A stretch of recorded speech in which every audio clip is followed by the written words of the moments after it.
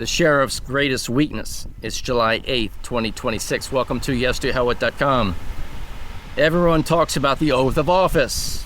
The sheriff takes the oath of office. But almost no one talks about whether the sheriff understands it. That may be the single greatest weakness in constitutional government today. When a sheriff takes office, he swears to uphold and defend the Constitution against all enemies, foreign and domestic. But let me ask a simple question. How can someone defend something they do not understand? The Constitution is not simply America's founding document. It's the document that constitutes government, limits government, and binds government. Thus the word constitutes. It tells government what it may do. And more importantly, it tells government what it may not do. It was never written to control the people. It was written to control those who govern the government. If a sheriff does not understand that one principle, then he does not understand the Constitution. And if he does not understand that document, he does not understand the oath of office. Because the oath is not a promise to enforce government.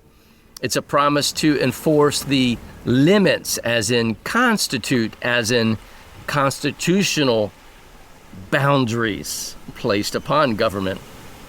That distinction changes everything. A sheriff who believes his job is simply to enforce laws has already misunderstood his office. His first responsibility is to determine whether government itself is acting within the constitutional authority granted to it. Without that understanding, every statute becomes enforceable. Every regulation becomes legitimate. Every order becomes unquestioned.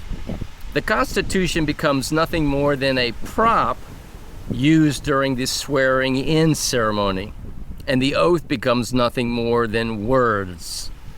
The American people have long believed that the sheriff is the last line of defense against tyranny, but that can never be true if the sheriff cannot realize tyranny when it comes, wearing the appearance of law, as it were. A man cannot defend constitutional limits he does not understand.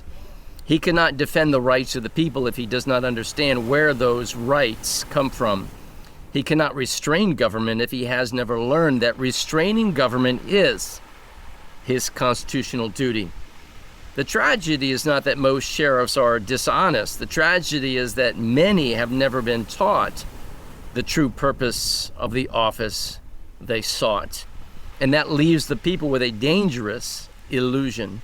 They believe they have a constitutional guardian, when in reality they often have a law enforcement officer trained to administer government, to enforce statutes and regulations. Those are not the same thing.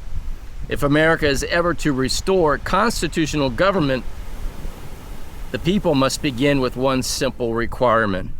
Before a sheriff swears to defend the Constitution, he must first understand it.